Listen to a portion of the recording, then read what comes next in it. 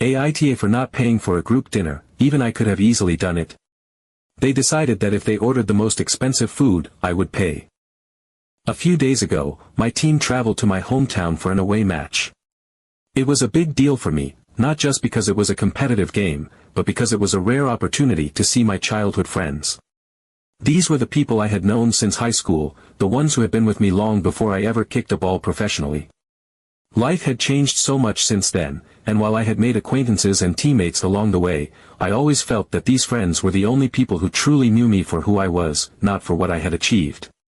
Being a professional soccer player comes with a lot of perks, but it also makes relationships complicated. Once people start seeing you as someone who is famous or rich, they start treating you differently. I had learned to be cautious. I had met too many people who only wanted something from me, an invitation, a favor, money. It's exhausting. But these guys? I trusted them. They weren't like that. We had all been excited to see each other. They had even gone ahead and booked a restaurant, making sure to get a private area so we could catch up in peace. It was a nice place, nothing overly extravagant, just a solid restaurant where a regular dinner could cost around €100 per person. That was reasonable, nothing out of the ordinary. We had eaten there before, and I had no reason to believe this night would be any different. The dinner started off perfectly. The energy was great, and we picked up right where we had left off. The laughter, the inside jokes, the way we effortlessly fell into our old rhythm, it felt like home. They had cocktails while I stuck to water. I don't drink during the season, but I didn't mind watching them enjoy themselves. Everything was going well until it came time to order food. That was when I started noticing something strange. My friends weren't just ordering food, they were picking the most expensive items on the menu. At first, I brushed it off. Maybe they just wanted to treat themselves. It had been a while since we had done something like this, and I wanted them to enjoy the night. But then, they started ordering bottles of wine. Not just any wine, luxurious, premium bottles that I knew cost a fortune. One bottle alone was €400. My stomach twisted as realization set in. They expected me to pay for everything. I froze. I didn't know how to react. It was like I had been transported back to every moment in my career when someone tried to take advantage of me. Every time a so-called friend conveniently forgot their wallet, every time someone hinted that I should cover the bill just because I made more money, every time people expected me to fund their fun without even asking me first. I tried to push the thought away, to convince myself that it wasn't what it looked like. Maybe I was overreacting. Maybe they just wanted to make the night special. But the uneasy feeling wouldn't leave me. I kept thinking about the last time we had come to this restaurant, the night I had signed my contract with my current club. That night, I had invited everyone and covered the bill as a celebration. It had been my choice, my treat to my friends. Maybe they thought this dinner was going to be the same. Maybe they assumed I was going to pay. But that was the problem, they assumed. As the evening went on, my mood started shifting. I couldn't hide it. I wasn't laughing as much. I was quieter, distracted. They noticed. One of them asked if I was okay, and in that moment, I couldn't hold it in any longer. I told them that the way they had ordered made me feel extremely uncomfortable because I had never said I was going to pay for everything. That was when one of them, looking surprised, said, "Man, you should have told us in advance, we can't pay €1,000 each for a dinner." That hit me like a punch to the gut. I stared at him for a moment before responding, "You guys should have told me in advance. I thought we were here to spend time together, not to have an expensive dinner." Silence. I could see the shift in their faces. They started insisting that they would pay, that I didn't have to worry about it. And that was the moment that truly broke me. I could see it in their expressions, they hadn't meant to take advantage of me, but they had put me in a really difficult position. I could also see something else. They weren't just saying they would pay, they were struggling with the fact that they had to. The bill was going to come out to around €500 per person. That was a lot of money for them. Most of them made around €1,500 a month. It wasn't impossible for them to pay, but it was a huge expenditure. One night, one dinner, and it was costing them a third of their salary. I didn't want to make them feel bad. I didn't want to make the situation worse. But at the same time, I couldn't just let this slide. I had to make them understand why this hurt me. I wanted to be with them because they were my friends, not because I was their rich friend who would always pick up the tab. The rest of the night felt different. We stayed calm, we were civil, but the energy had changed. The warmth was gone. We finished dinner, and when the check came, they paid their shares. Nobody argued, nobody tried to negotiate. They just handled it. When we left the restaurant, we said our goodbyes in a polite but distant way. They wished me the best for the rest of the season, and I wished them well too. But something had shifted. I could feel it. I don't know if things will ever be the same. Now, sitting here thinking about it, I feel awful. I keep replaying the night in my head, wondering if I could have handled things differently. I could have just paid for everything, it wouldn't have been a big deal for me financially. But would that have fixed the real problem? Or would it have just reinforced the idea that this is my role now, the guy who pays? I don't know. All I know is that I left that dinner feeling more alone than ever. Update 1. A few days after that evening, when I had already started to let go of the situation, I received a message from one of my friends, Jeff. I had been trying not to dwell on it too much. It had happened, it was uncomfortable, but I had told myself that real friendships could survive awkward moments. People make mistakes. We misread each other sometimes. I figured that we just need some time, and eventually, things would return to normal. But then there was Jeff's message. He wrote that the guys were still talking about that night, that they had all been discussing it amongst themselves. And then he wrote something that made my stomach drop. They believed I had done the wrong thing. They thought that if I had no intention of paying for the dinner, should have said so in advance. We didn't know you wouldn't pay. It was unfair to us, he wrote.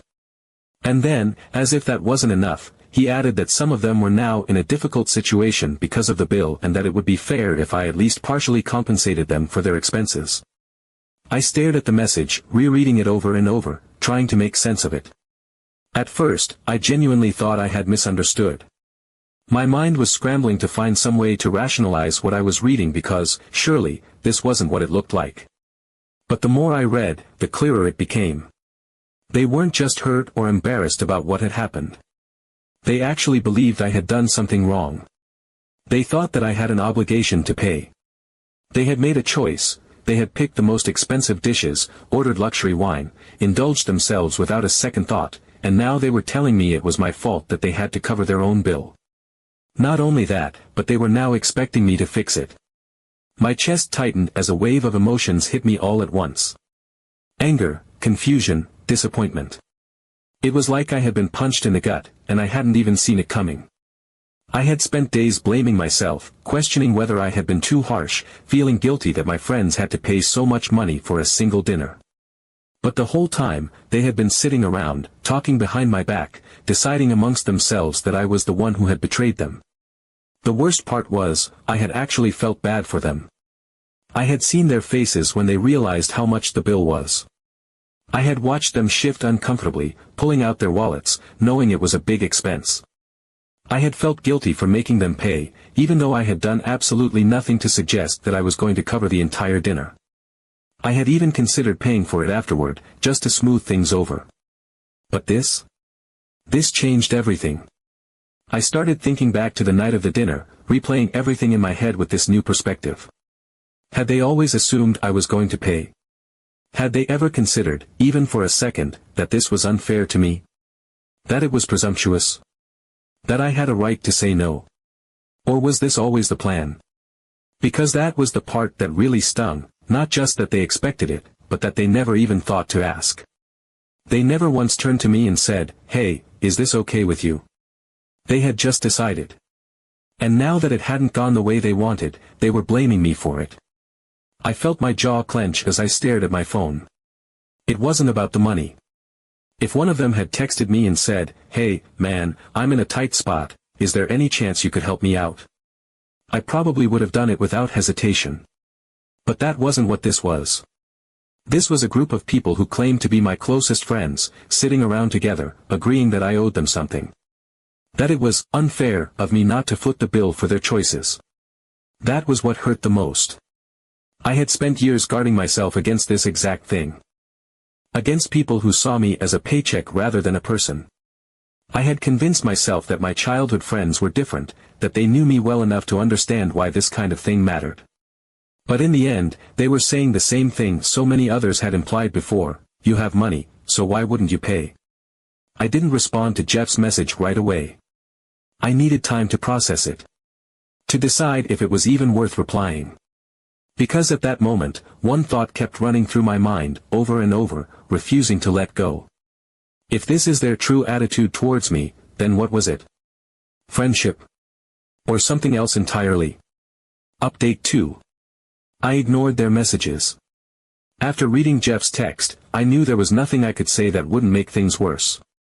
Every sentence of his message replayed in my head, over and over, like an itch I couldn't scratch. They weren't seeing the situation the way I did. It wasn't about the money for them, or even about the fact that I hadn't paid. It was about their belief that I should have, that I had somehow betrayed them by not stepping up. They didn't stop for a second to consider what it had felt like for me to sit at that table and watch them order extravagantly without even thinking to ask if I was okay with it. They didn't think about the weight of that assumption, about the countless times before when people had done the exact same thing to me. Instead, they had twisted it into a scenario where I was in the wrong. Where I had set them up for failure by not announcing in advance that I wasn't going to pick up the check, as if that was something that even needed to be said. As if it was my responsibility to preemptively clear up an assumption they had made on their own. I didn't respond. And after a few days, the messages stopped. The silence that followed was strange. I had grown up with these guys.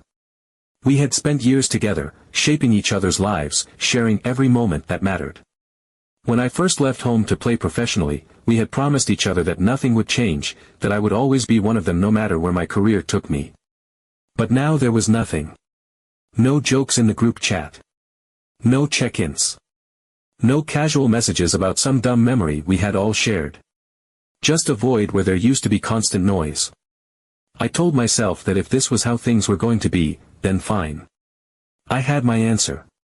But that didn't mean it didn't hurt. I kept thinking about all the times I had been there for them. The times when I had covered nights out because they were short on cash. The times when I had sent them money, not because they asked for it, but because I knew they needed it. I thought about the times when I had gone out of my way to make sure that our friendship still felt like it always had, even though my life had changed so much. It was never about money for me. I never counted what I spent because I wanted to help when I could. Because I believed that friendship wasn't transactional. But now I was starting to wonder if they saw it differently. Then Jason messaged me. His tone was different from Jeff's. Softer. Less confrontational. He said they had been talking again and that they didn't want things to end like this. He admitted that the situation had gotten out of hand, that there had been misunderstandings on both sides. He said they wanted to meet, to talk things through, to put everything in its place. To move past it. Then he suggested another dinner. I hesitated. I stared at the message for a long time. A part of me wanted to leave it on read. To move on. To accept that maybe this was just the natural course of things, that friendships sometimes unravel when life pulls people in different directions. But another part of me wasn't ready to throw away years of history over one bad night. I wanted to believe that there was still something real underneath all of this. That maybe we had just lost our way for a moment and could find it again. So I agreed. We met at a different restaurant this time. It wasn't as fancy as the last one, but it was still a nice place. A good middle ground, not cheap, not extravagant. When I arrived, they were already there, sitting at the table, waiting. The energy was different from the last time. There was a stiffness, an underlying tension, but it wasn't hostile. Just cautious. We exchanged greetings, sat down, and started talking. At first, it felt almost normal. The conversation was polite, a little forced, but not unpleasant. They asked about my season, I asked about their lives. We danced around the real reason we were there, keeping things light, avoiding the topic we all knew was coming. It was the kind of surface-level catching up that people do when they're trying to ignore the cracks beneath them. Then the menus came. That was when I started noticing it again. The way they were ordering. It wasn't as excessive as last time, no luxury wines, no unnecessary extravagance, but they were still picking the most expensive items. The best cuts of meat, premium seafood, high-end appetizers. There was a pattern to it, a quiet repetition of the same mistake from before. Not as obvious, not as overtly manipulative, but still enough to make my stomach twist. It wasn't about hunger. It wasn't about taste. It was a message. They saw this dinner as a reconciliation. And they believed that, as part of that reconciliation, I would pay. I kept my expression neutral. I didn't say anything, didn't react. I let them order what they wanted, let the evening continue as if I hadn't noticed. The food arrived, the conversation carried on. It was better than last time, less awkward, more relaxed, but there was still something unspoken hanging in the air. A tension just beneath the surface. I waited until the end of the meal. When the waiter brought the bill and placed it on the table, I didn't move. I just looked at them, letting the moment stretch out. The silence grew heavier. Then Brian, who had been quiet the entire night, finally cracked. He exhaled sharply, leaned back in his chair, and said what they had all been thinking. That we didn't need to keep playing this game, that we all knew why we were here. I just smiled and then I said that everyone would pay for themselves, just like last time. They didn't expect that. Some of them laughed, but it was the kind of laugh that comes out when someone is caught off guard and doesn't know how else to react. Others just shrugged, acting as if it didn't matter. But it did. I could see it in the way their eyes flickered, the way they shifted in their seats. They had assumed I would pay. They had walked into this dinner believing that things would be put in place by me picking up the check, proving that there were no hard feelings. But I wasn't going to do that. This wasn't about money. It never had been. It was about respect. About understanding that friendship isn't supposed to come with a price tag. The bill was split, everyone paid. Some of them avoided eye contact. Others gave me a nod, as if acknowledging that they had miscalculated. No one argued, they paid. Update 3. The next day, I received a message from Jason. It caught me off guard. After everything that had happened, I had expected silence, a slow and unspoken drifting apart, the kind of ending that comes without confrontation but with the quiet understanding that things would never be the same. I had already begun to accept that our friendship had shifted into something I could no longer hold on to, something that had been chipped away little by little until it was unrecognizable. But instead of that expected silence, Jason reached out. His message was different from what I had prepared myself for. It wasn't defensive. It wasn't filled with justifications or half-hearted attempts to smooth things over without addressing the real issue. He said that after the dinner, they had all talked among themselves and realized that they had gone too far. He didn't try to soften it or make excuses. There was no attempt to shift the blame onto me, no passive-aggressive undertones, just an admission of guilt. He wrote that their expectation that I would pay for everyone had been unfair, and that it wasn't about the money itself, but about the way they had begun to see me. They had stopped looking at me as their friend and had instead begun seeing me through the lens of what I had, what I could provide, what I could do for them. He acknowledged that it wasn't intentional, but that it had happened nonetheless. And that wasn't how friends should treat each other. Reading those words, I felt something tighten in my chest. A mixture of relief and frustration. Relief that they had finally understood what I had been trying to say, that they had taken the time to reflect instead of stubbornly clinging to their initial reaction.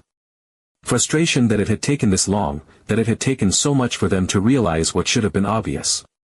That it had taken me drawing a hard line, twice, for them to recognize that friendships aren't built on unspoken debts and unreciprocated expectations. Then Brian messaged me too. His message was different, but it carried the same weight. He told me that this whole situation had made them think, really think, about how they had treated me. That in all the years I had been part of their lives, they had never stopped to consider the position I was in. They had never once thought about what it must feel like to constantly wonder if people valued you for who you were, or for what you could give them. He admitted that they had been thoughtless, that they had assumed too much without ever stopping to ask if I was okay with it. That they had gotten so caught up in the idea that I had more than them that they had forgotten that friendships weren't supposed to be about that. And then he suggested something I hadn't expected. He said they wanted to meet again. Not at another restaurant, not at some place where the bill would linger in the air like an unspoken contract. This time, they wanted to meet somewhere simple, somewhere money wouldn't even be a factor. They wanted it to be about what it should have been from the start, just us, together, without anything else getting in the way. I hesitated. Not because I didn't appreciate their words. Not because I didn't want to believe them. But because a part of me was still cautious. Words were easy. Apologies were easy. But change was something else entirely. I could still see the way they had looked at me at that first dinner, when the realization hit that I wasn't paying. The way some of them had laughed nervously, others had shrugged, others had simply avoided my gaze. That reaction had been so deeply ingrained that I wasn't sure if a few conversations would be enough to erase it. But I wanted to believe them. So I agreed. We met at an old bar, the kind of place we used to go to when we were still in school, back when life was simpler, before any of this mattered. It wasn't anything fancy, just a small, slightly worn-down place with dim lighting and a jukebox that hadn't been updated in years. The kind of bar that smelled like beer and grilled meat, a mix of nostalgia and familiarity. We took a booth in the corner, the same kind of spot we used to cram into back in the day, when all that mattered was that we were together. The vinyl seats were cracked, the wooden table was covered in old carvings from people who had been there long before us. It was the kind of place that felt like time had stopped. The atmosphere was different from the last two dinners. There was no tension, no lingering sense of expectation. Just familiarity. A quiet understanding that we were all trying, in our own way, to find our way back to what we used to be. We ordered simple burgers and beers. I stuck with my usual water, and for the first time, no one commented on it. No one joked about how I was the only one not drinking, no one tried to make it a thing.